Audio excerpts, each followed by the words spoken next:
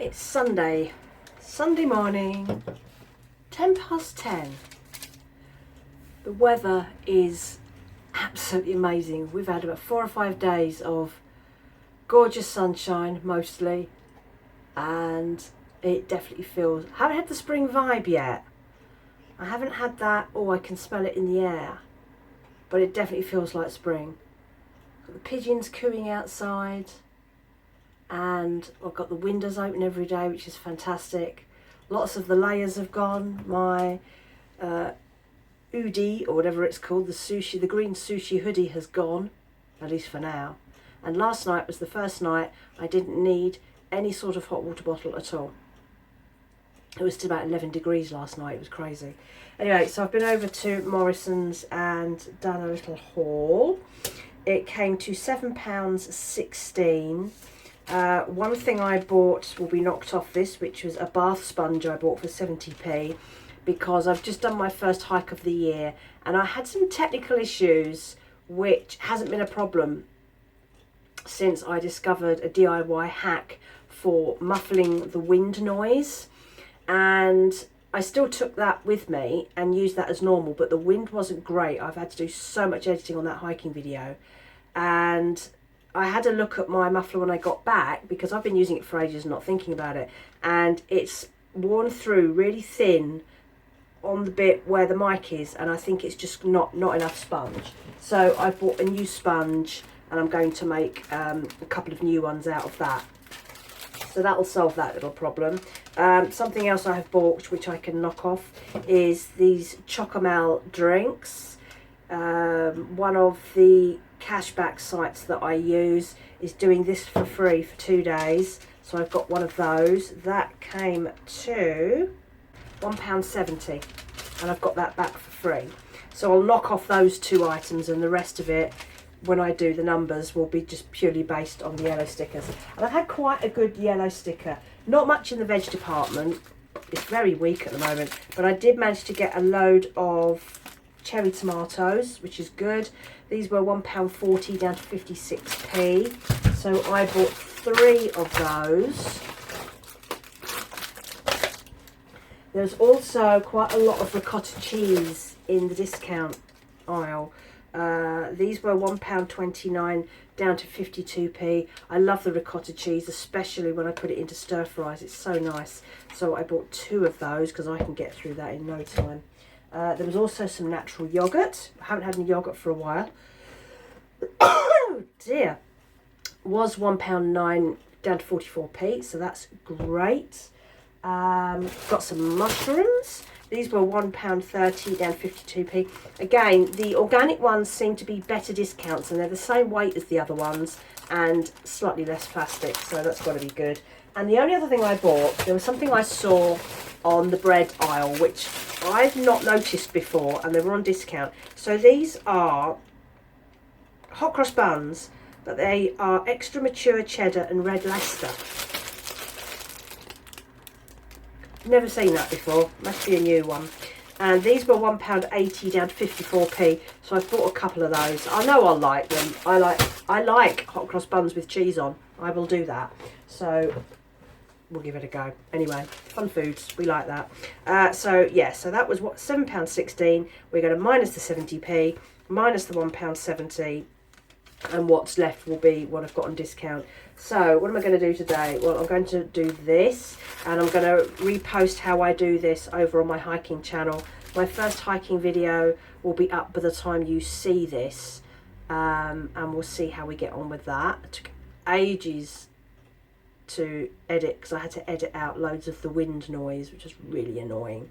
But anyway, it's the first one of the year. It's always, you know, I haven't hiked for like 3 months, so got to get back into it. And it was beautiful weather. I'm so pleased I did it. And so that's that. What else do I need to do? I've got a couple of videos I need to make. I'm planning a flash sale for my business because I've decided I want to downscale the amount of stuff I have in my business. I'm getting to that point of I just want it gone. So I'm planning a flash sale. So if you're interested in buying anything from my website or certain things, it'll only be selected lines. But if you go over to my business YouTube channel, which is always linked in the show notes. You'll be able to find out more about that. I will be doing a video on that coming up towards the end of March, that just details what's going to be involved in that. And that's it really. That's so I'm just going to be getting on with editing and stuff for Sunday. Windows will be open, it'll be lovely.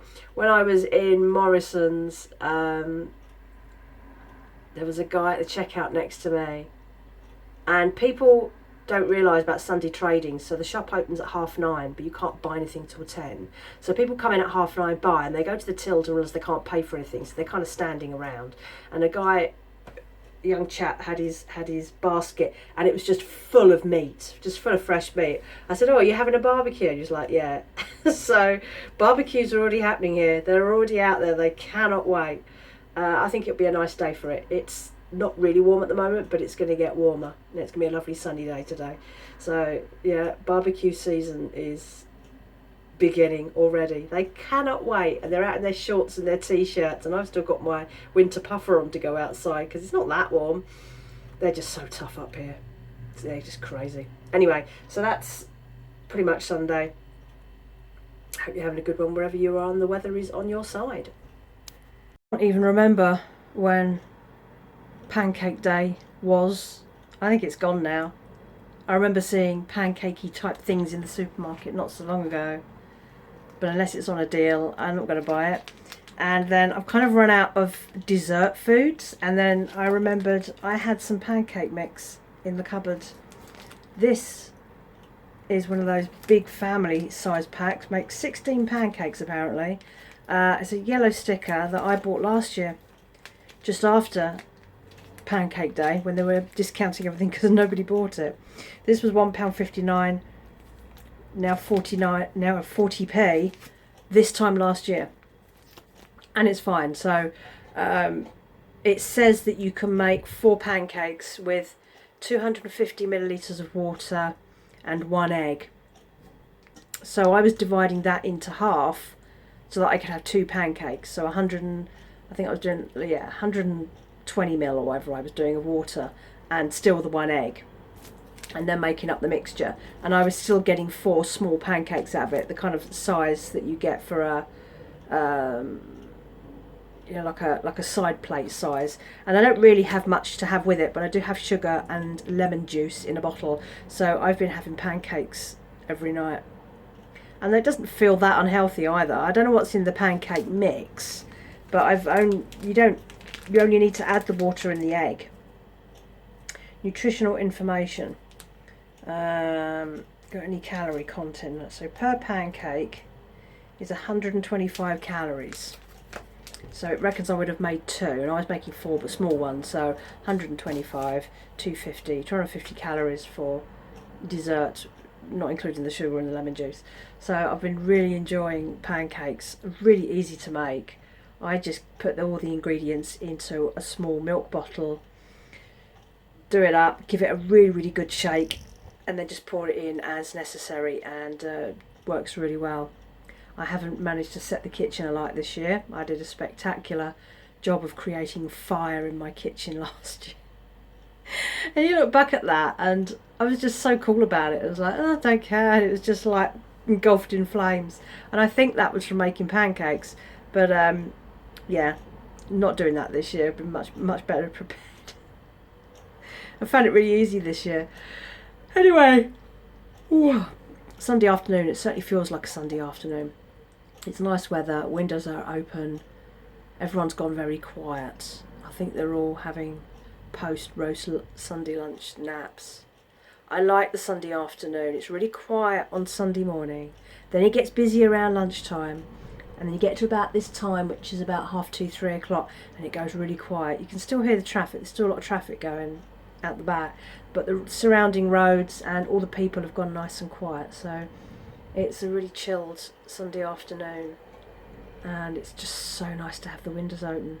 It's crazy, we've had like temperatures of up to 18 degrees every day for the last 4 or 5 days, and then suddenly in 2 days it's going to drop back to 7 during the day and -1 at night, and I reckon there's going to be snow in a couple of nights. I don't suppose it'll happen, it never does, but So March is turning into a really nice month. It's just made such a huge difference, you know. I'm not having to wear 3 jumpers, I can wear 2, and when the sun's coming in the afternoon, I've even been down to a t-shirt. I've been on the treadmill, practically in my gym gear, like really light wear stuff because it's really warm. So I've been really enjoying this very, very mild late winter, because spring doesn't actually start until the 20th of March. So we still have about 12 days to go as of recording this. But it's great. Thoroughly enjoyed it. It's just, I'm waking up earlier because it's lighter and it's brighter in the mornings. I've got more of that energy back, a little bit more energised and a little bit more productive, and just really enjoying it. That's all I've got to say for a Sunday. There's not much going on at the moment, so my videos aren't especially interesting. There's not been an awful lot going on. I've just been getting on with making YouTube videos and a little bit of gardening. Oh, I replanted my strawberries because they're not going to last if I leave them in those strawberry planters. There's not enough depth of earth for them. If you get a dry spell, they dry out really fast. So I've moved them across, and they've survived the winter. So now I've repotted them into something that's, you know, really going to last. They should do fine, particularly when I'm away. And if you have a really hot spell while I'm away, they're just going to dry out if I leave them in those other things. So hopefully they'll be all right now. I've started chitting some potatoes. My broad beans are doing really well. The peas are doing fine. My sweet peas for me and for Mum and Dad's garden have started. Still waiting for the tomatoes to start. I don't know what's going on this year. I'm on my second batch of planted seeds and they just are not growing. I had this problem last year and they finally came up, and then we had a really nice spring and a really catastrophically wet, cold summer, and we didn't really get any tomatoes because just at the point where they were producing tomatoes, the weather changed and it was just horrific. So I'm hoping it's not going to be like that this year, but who knows what we're going to get. Summers, we tend to get really nice springs and early summers, and then it just all goes to pot, which is when you really need it to be nice if you're growing veg. So anyway, I might plant some more broccoli as well. I've got 2 broccoli plants outside which have survived the winter, and I might start a couple. In fact, I might start 4 or 5 now and start planting those, get them started indoors, and then I can put them outside when they're strong enough to cope with the slug population. So that's really a summary of Sunday. I've got a very quiet week ahead, so I'll try and fill it out with vaguely interesting things, but there's not a whole lot going on. I'm more busier on the work side and on the hiking side. So if you go over to those 2 channels, which I have linked below in the show notes, you'll be able to see the other stuff I'm doing, which doesn't really fit into this channel here. So I'm busy. That'll do.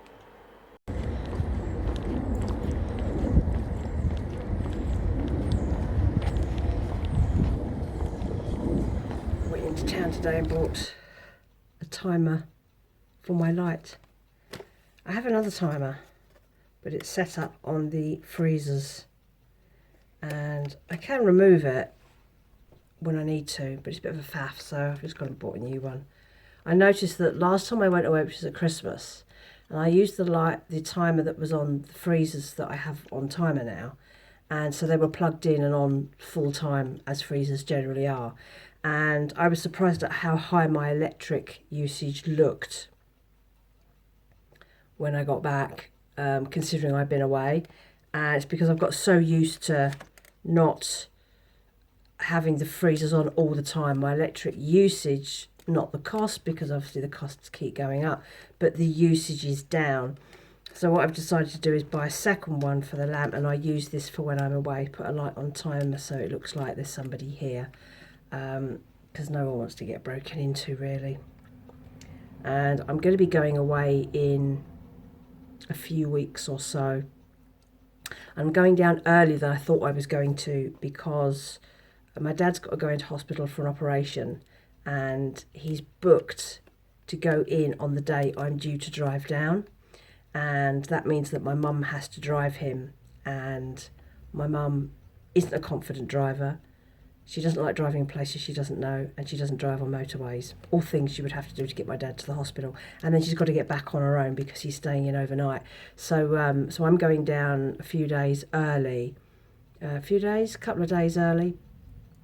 So that I'm driving down the day before he's due to go in, so that I can do all the driving, which is what I did when he had his hip replacement surgery.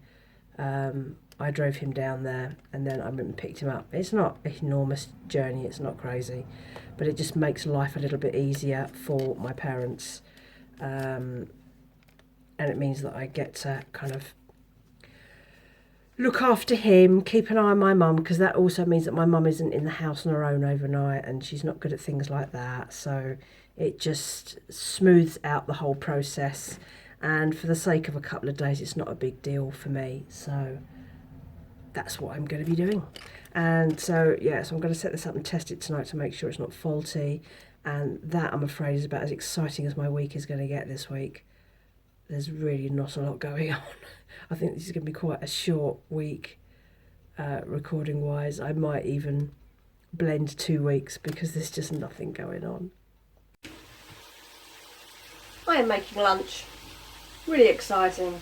It's my usual throw it all into a pan and see what happens stir fry, looking like this today. And we have added ricotta, which I've just spilt all over the floor. Give me a moment.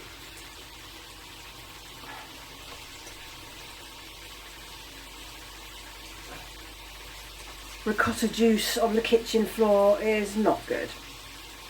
So yesterday I pulled out my very basic cake recipe, and I threw in a jar of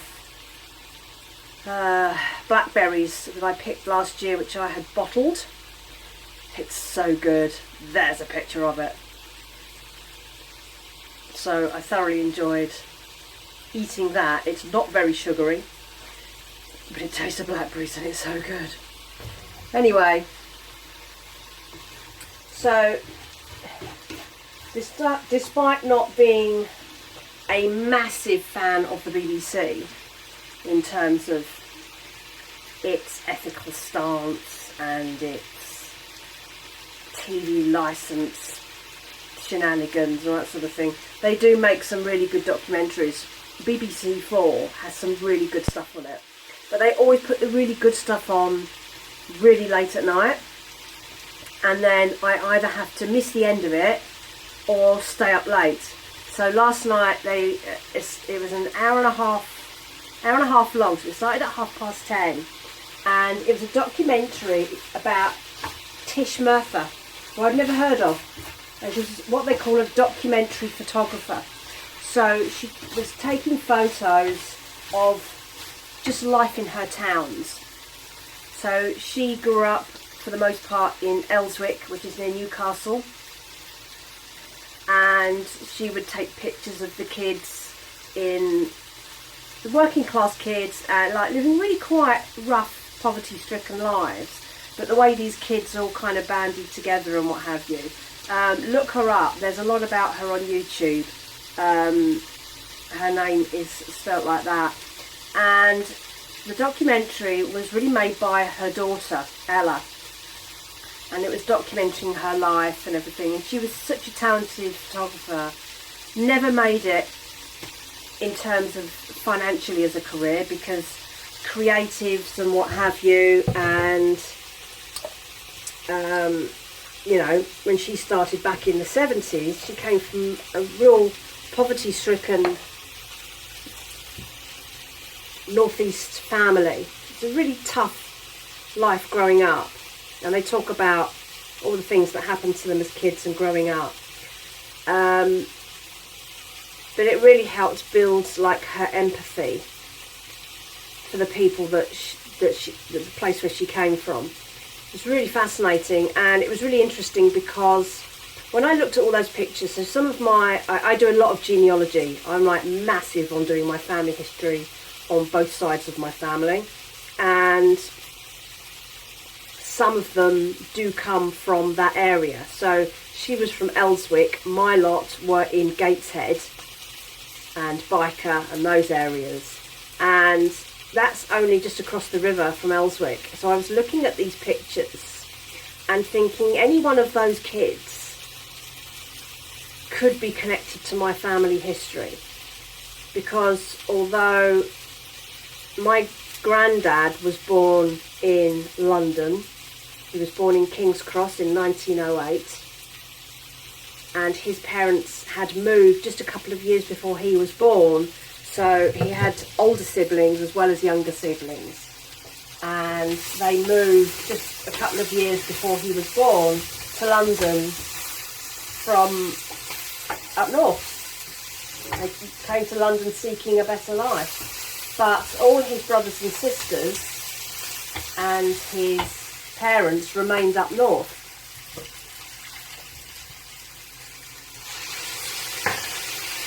So, you know, lots of them all stayed up there, and I can look at their family trees as well and work out who's from where and this, that and the other. And it's really interesting just to have that slightly personal connection. But also, she was such a great photographer. That's the kind of photography I really like. I love those on the street documentary style photographers. They're capturing moments in history. And I was born in the 70s, so I didn't have any of the struggles that they had. You know, I was lucky that I didn't come from a family where there was no work, or that sort of thing. But I can remember the things that were going on at the time. I remember the miners' strikes and things like that. Bin strikes and Thatcher coming in and destroying the lives of millions of working class people in industries that we really should have now, like the steel industry and the coal industry. Absolutely decimated by her and her cohorts, and now, you know, we need that stuff in this country now, because we need to be more self-sufficient, because you can't rely on anyone else.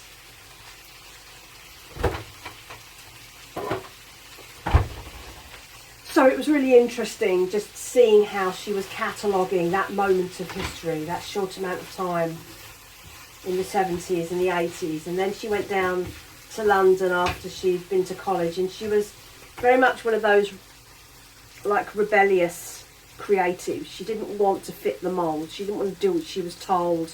She wanted to portray things as they really were.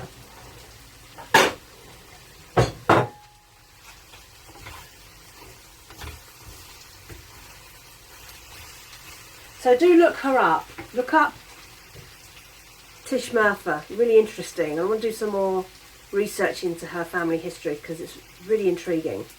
I love all that sort of stuff. I love knowing about people's family histories and the names and the places. I love all that. So have a look, because really interesting. The temperature has suddenly dropped again, surprise, surprise. So I'm back in my hoodie layer this afternoon, just taking the edge off it. And the other thing that I like to do to keep warm is use my treadmill, which is still going really well. But I was on it this morning, and I could smell burning. And I was fairly sure what the problem was. I had that morning oiled the belt, and to do that you have to turn it on its side, and then you oil it by dropping the oil down and letting gravity do its thing, and then you have to turn it over and do it the other way. And then it started making a burning smell after I got back onto the treadmill, and I didn't think it was because of the oil, but I was fairly sure that I needed to get in and de-dust inside the motor. And I've been putting it off and putting it off. It's really easy to get to. So underneath the treadmill, at the top end where all the lights are and the dials and things, underneath there is like a cover, plastic cover, and it's just got some simple screws in it. And when you take that off, all the motor is inside there. So I undid it all and got the cover off, and I'm surprised this thing hasn't caught a light already. Not only was there lots of the kind of standard fluff you would expect, you've got your carpet fibres and things like that, but there was a ball of my hair that had started to melt. My hair gets absolutely everywhere. It's a pain in the backside. It gets wrapped around hoovers and all sorts of things, and I should have hoovered this thing out earlier, and I didn't. So I pulled out all the melted bits, and I think what's really happened, it's probably been there for a while, it's been building up and building up, but the action of putting the treadmill on its side and turning it over to oil it has shifted all that muck around inside. So I've pulled out all the bits, and then I got a hoover with a really long narrow nozzle on it and hoovered it out, screwed it all back together again, and it's absolutely fine now. So I've had it 6 months now, and that's the first time I've done that. So it probably needs some more regular maintenance, but it's pretty low key maintenance wise. I think it's about 300 kilometers you need to oil the belt, but I lose track very quickly of how many miles or kilometers I've done.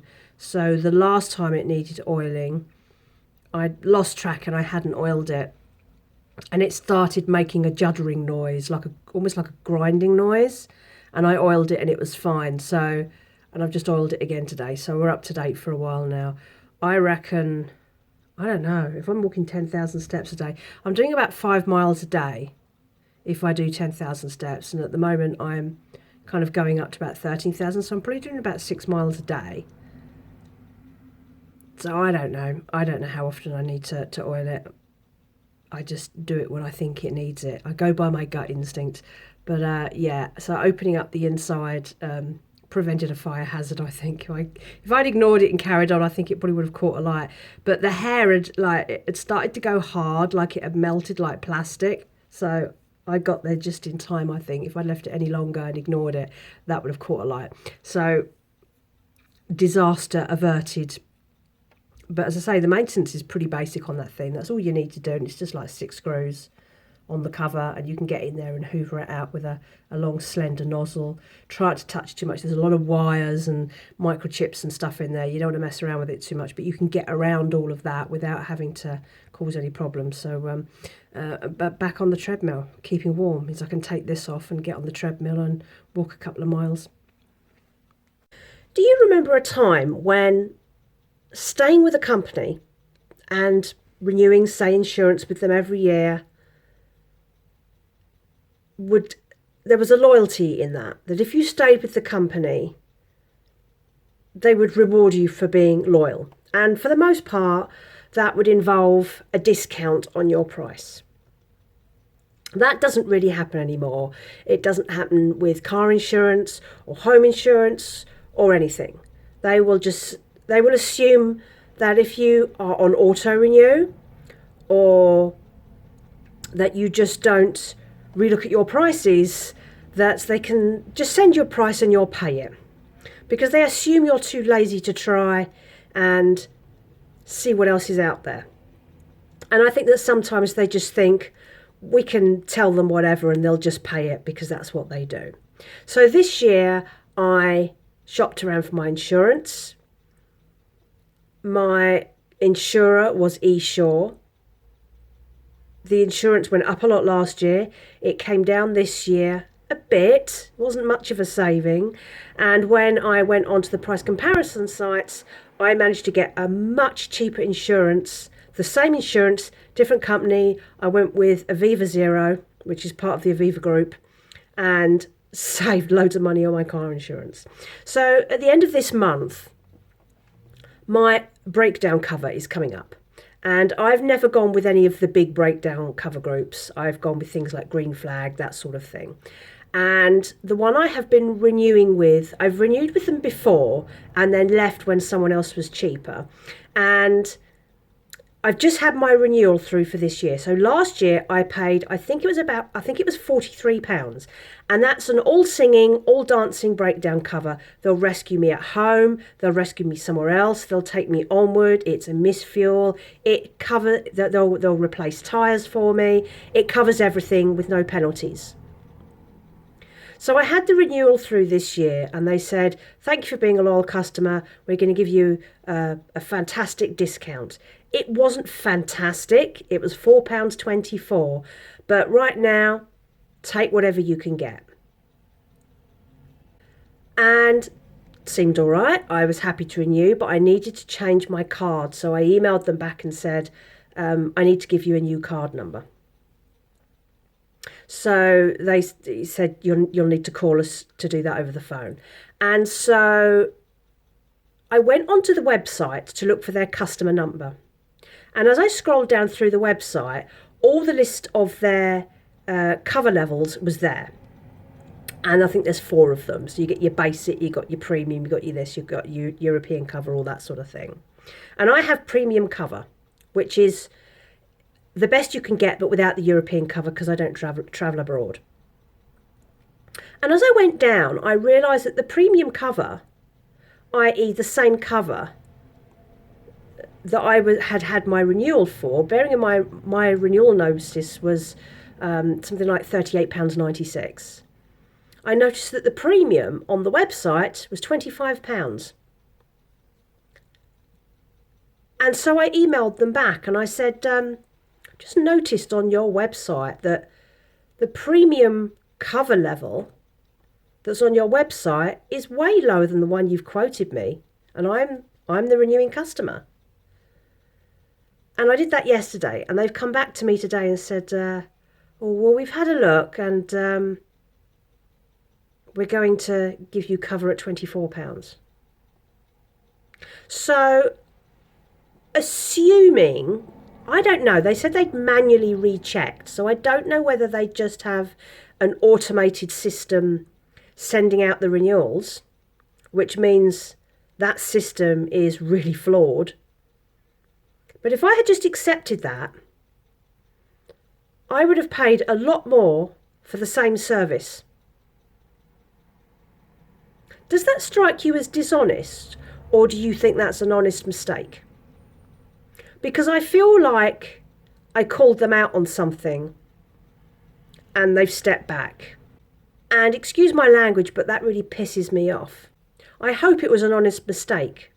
But over the previous couple of years, I have renewed with them before. So now I'm wondering if they've had money off me before. This is why it pays to double check things. If you're getting a renewal based on a loyalty, check and see how much you would have paid if you'd gone in as a new customer. This happened to me last year when I had my renewal through from eSure, and it was going to cost me more money to renew my car insurance policy as a loyal customer than it was to cancel the policy, go onto the eSure website and rebuy exactly the same policy as a brand new customer. This should not be allowed. This drives me insane that companies are allowed to get away with this, and no doubt these are practices that they're doing all the time to everybody.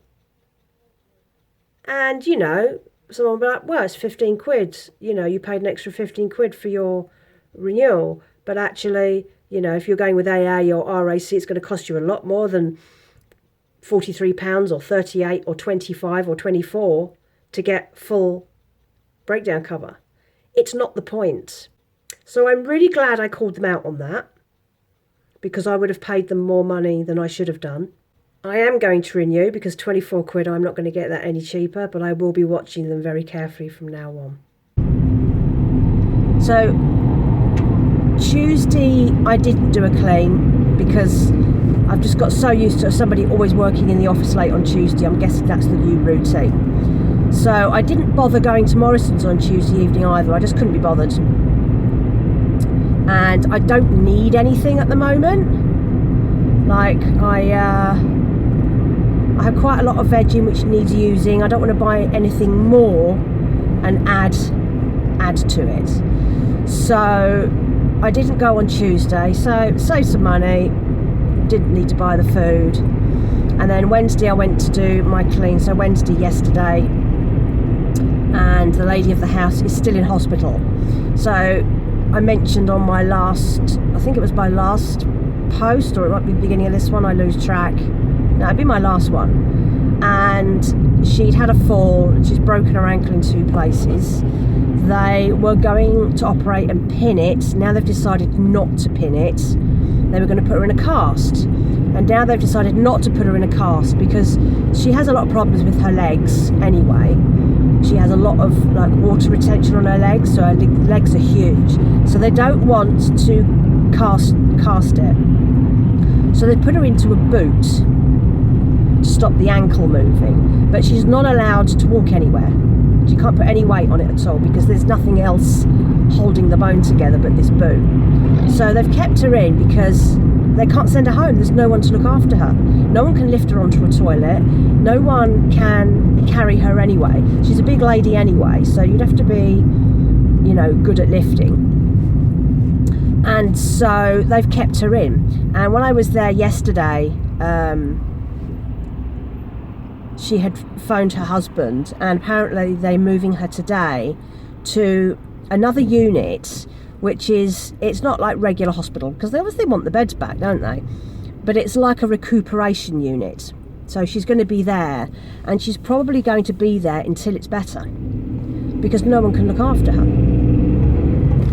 And so she's probably going to be there at least 6 weeks, because bones take 6 weeks to heal, and as you get older they take longer and longer. So I mean, she's broken bones on several occasions before through falls, so she's not in the best of states. Ankle's a particularly bad one because, you know, you can't walk. She's broken wrists. She's broken her wrists before. She's broken her arm in falls and things like that. But yeah, this is particularly bad because now she can't walk. But apparently she's quite happy there. She's I think she's enjoying being looked after. So he's still on his own. He's living off microwave meals for one, because he can't do anything himself because he can't stand for long enough to cook anything. He's getting food, he's ordering some food from Iceland, and I think his son is bringing the odd thing, and her daughter is visiting her in the hospital. I don't think he'll be going there at all to visit, I'm not sure. It's just everything is such a massive struggle. He can't walk properly, she can't go anywhere. Oh, there's just an absolute blooming disaster, it really is. So that's the setup there. And when I went in yesterday, he's moved, so they have like matching chairs that you press the buttons and they'll help you stand upright and things like that. And he's moved over to her chair. He's had a good old tidy round because she just dumped stuff at the side of the chair and all this stuff has piled up.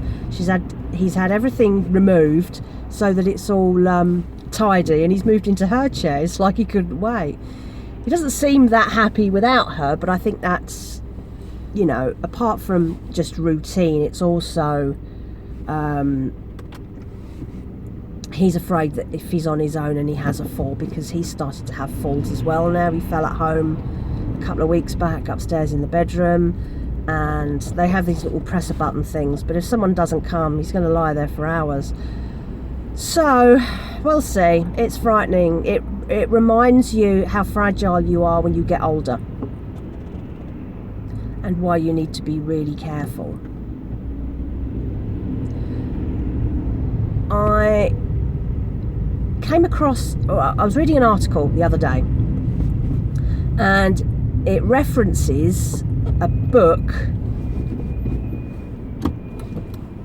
called Die with Zero, and I'll put the details on the screen.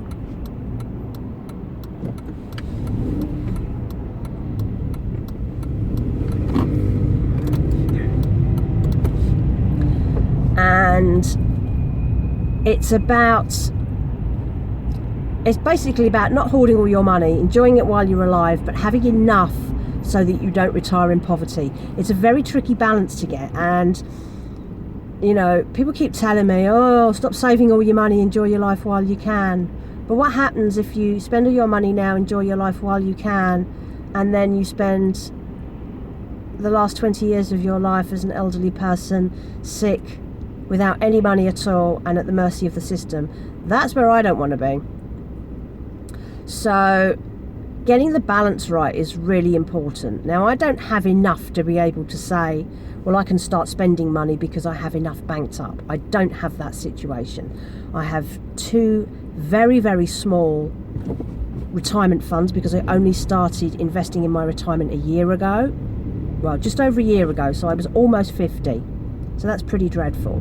So there isn't enough there to retire on by any stretch of the imagination. I'm not putting huge amounts into it. I'm putting in a small amount each month into each. So I've got a SIP pension, and I have a stocks and shares ISA, which is like I don't manage it. It's a managed one because I don't know how those things work. I wouldn't be very good at investing. So I've got that. I've got my 6 months emergency fund in case anything goes wrong, because I've still got a lot of years left to work and I need to pay the bills. And I have the beginnings of a car fund because at some point I'm going to have to replace my car. And I'm hoping I would love to get another 5 years out of this. But she's 13 this year, so I'm not sure. It depends, maybe I will. But I won't be able to get credit to buy a new car. I'm self-employed. My credit rating is great, but I don't have the income. So I need to be able to go in there with hard cash to at least pay off the bulk of a car.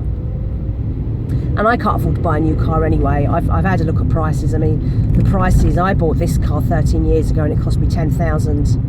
And getting HP, even when I hadn't, I'd been at university for 3 years, hadn't worked at all, and walked out of there with HP, no problem, easy peasy. But that doesn't wash anymore.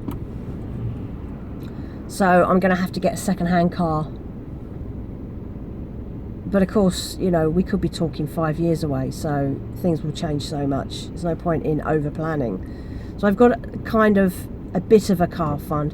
Potentially I've got half a car fund if I look at the price of second-hand cars now. I don't know. I'm just putting in what I can to it. Anything that I don't spend goes somewhere else. And then I have extra bits of money which is in various small accounts earning interest. So that goes back into my income. But I don't have a load of spare money that I can say, I'm going to go on that amazing holiday. And blowing money on holidays, it seems like a bit of a waste to me, because you can go on the best holiday in the world, but once it's over, and it doesn't leave you with any tangible, you get the memories, you get the photographs, but it doesn't add anything to your long-term life.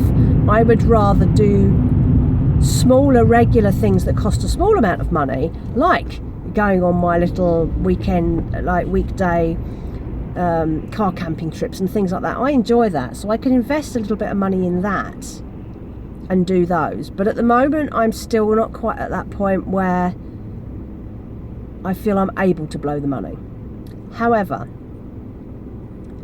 I should be thinking about how I can enjoy some of that money while I still have my health and my mobility and my ability to travel and all those sorts of things. So I've got this book. I got the book. I managed to get it on a PDF. So I'm going to have a read of that, because I was looking at some of the reviews by people who'd read it, and it said about how it had changed their attitude towards money. That they started to look at the spending of money in a different way. And, I've not always had money. It's only been really since I've been single, actually, that I've been able to take control of my money. So it's only really been the last sort of 7 or 8 years that I've been able to really take control of it and say, right, this is what I want to do with my money.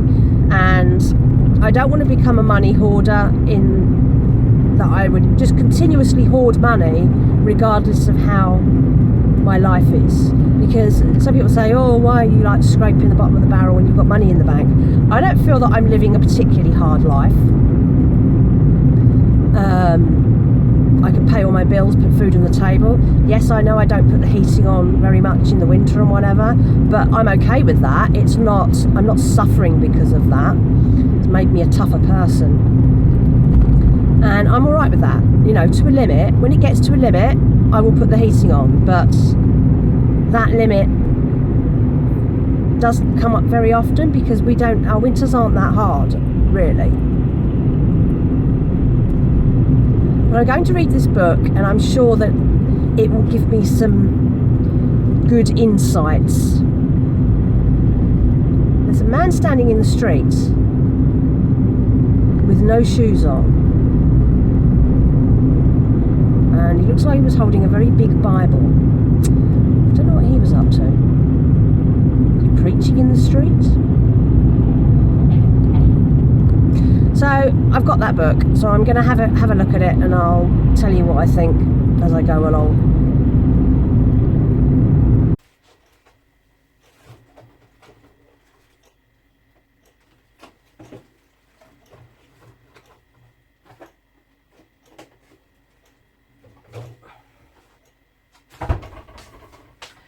Today I am going to bake these cinnamon swirls that I bought earlier in the month for a splendid discount, £2.75 down to 69p.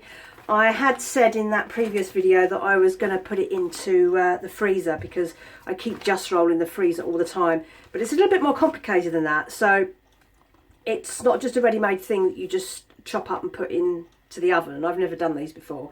It's like it really is a kit. So you get this pot of what I think is icing sugar. You get a pot of cinnamon, I guess that's cinnamon and sugar or something else, and then at the bottom of here is the can with the Just Roll in it. And I just need to work out, right, let's have a look. So I think I know how to do this. So first of all, let's move you back a bit. I am going, let's get rid of that because that's ruining the screen. I'm going to put some baking greaseproof paper on a sheet.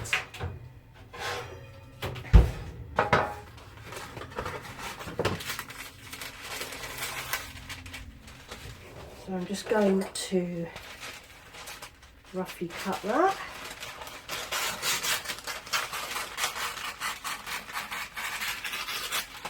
Doesn't have to be perfect.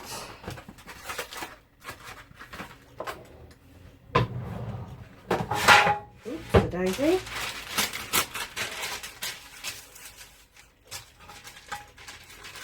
So that fit, a little bit big.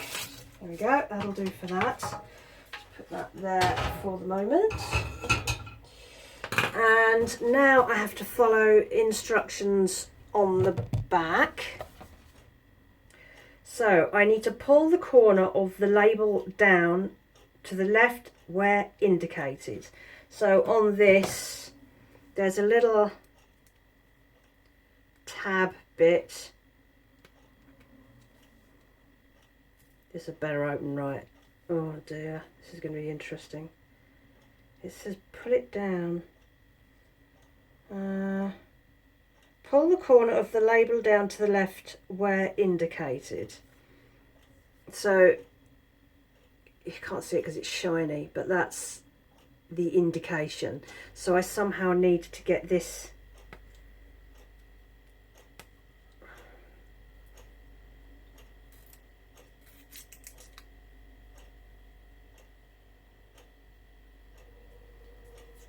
I mean, is that right? That doesn't feel...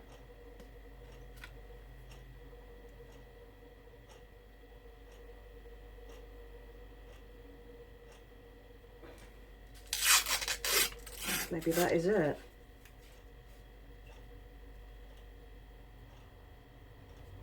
I mean, that's just cardboard inside there. Is that it? Pull the corner of the label down left as indicated. So we've torn a strip. The can will pop open. I mean, it doesn't.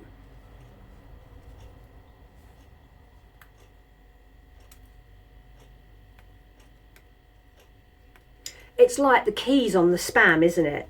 The keys often snap or just won't fit. I don't know. This is what's supposed to happen then. It's supposed to just pop open. The can is supposed to pop open. Well, it doesn't. It's not doing anything.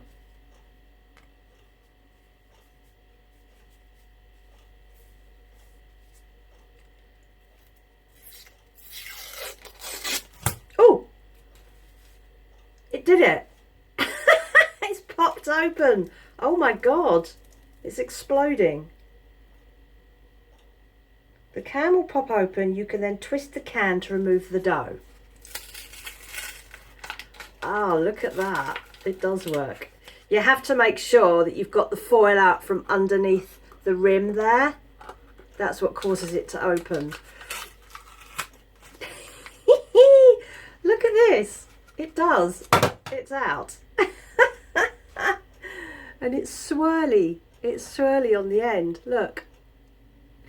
Oh, how fun is that? I love things like that. Right, the can will pop open. You can then twist the can to remove the dough.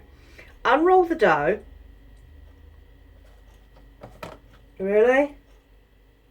Somehow I've got to unroll the dough.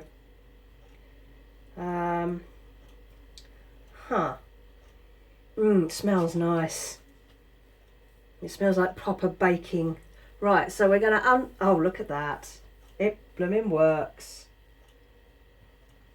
Right, I'm going to just pull you down here a little bit. Right, unroll the dough, spread the cinnamon sugar evenly, leaving a 1 centimetre strip on the right hand to help the dough stick once re-rolled. Right, so here we go. So we'll leave a little bit there, and we're just gonna, oh, it smells really nice. Whoops, we can get a knife and just spread this about a bit.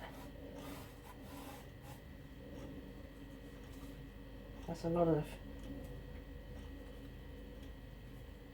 that seems like quite a lot. I might save some of that and make some of my own.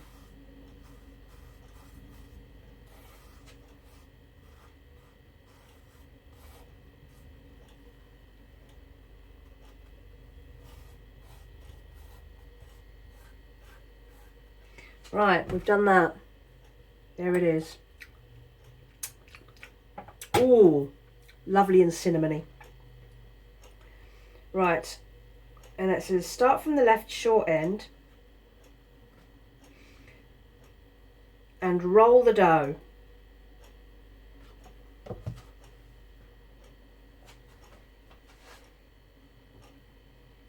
So we're basically going to roll it back up again.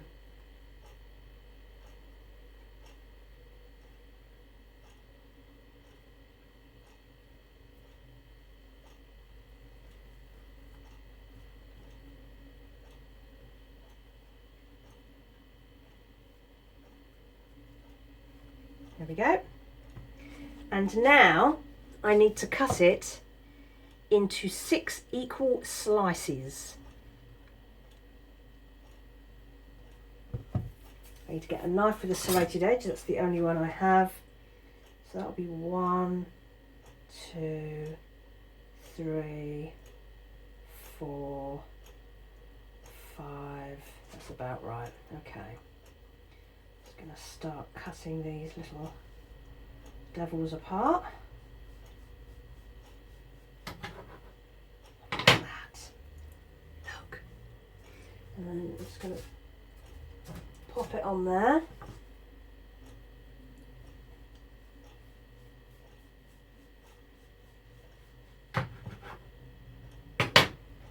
Oops.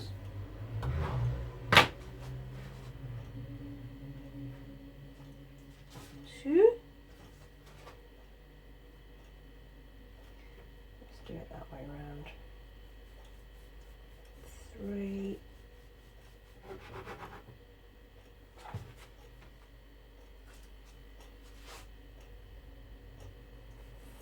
4.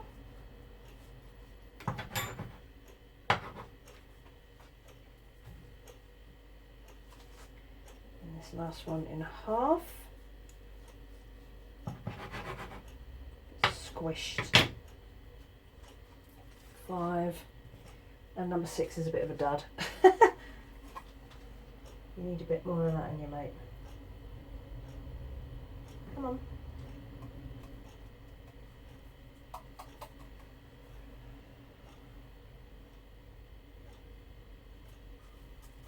You're going to be very cinnamony now.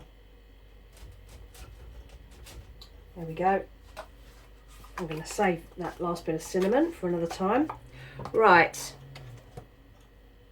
Place the slices in a tray, yeah. Place it in the middle of the oven, 180 degrees, 11 to 14 minutes. And then for the icing sugar, it says add 1 to 1.5 teaspoons of water to that.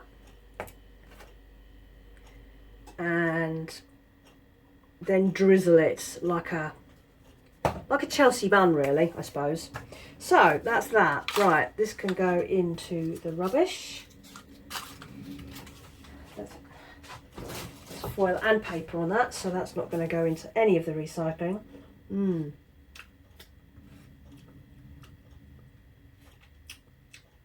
That cinnamon sugar is so nice. Right. I reckon I can make something else with that cinnamon sugar. We'll put that away. We'll put that away for later. So I'm going to get these into the oven, and then I shall show you how they look when they come out in about 15 minutes time. Catch you in a minute.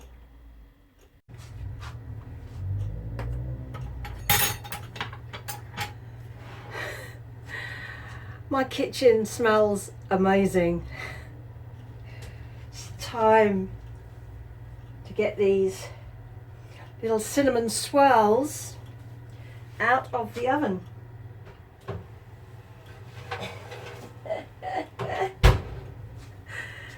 Look at those. Ignore that one. That's the end one. But look at those. Have a look at this.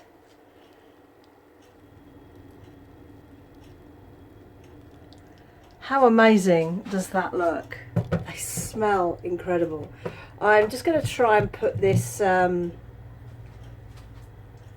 topping on. I might put it on some of them and not on the others. Haven't decided whether or not I want it. So I haven't done all of it. I've just done a small amount. And I'm just going to, oh yeah, do a small amount of this icing. So you put a little bit of water in it and you stir it up into like a glaze. And then I'm just going to, can you see this? Drizzle it upon them. I think I probably should have waited until they cooled down, but not to worry. Usually these things don't make it to the cool down period before I eat them.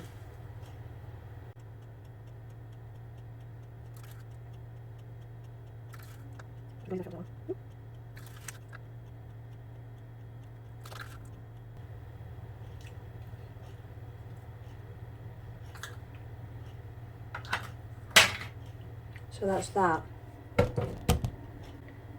Doesn't help that they're still hot, but there you have a cinnamon swirl done. I'm going to have to wait for these to cool down before I eat them, so I think they're going to be good. It's just raw. So I'll tell you what, if I see that again, I am so buying it because that looks such fun. Amazing. That's it. That is the end of this week. Hasn't been a whole lot going on. This is what my life looks like right now. Yeah, that's it. Son's back this afternoon, which is nice, so I'm having a nice productive afternoon. Been doing the housework and sorting out some finances and stuff like that, all the usual bits and pieces that I tend to do. And that's it. So I hope you enjoyed that, and I'll speak to you again soon. Bye bye.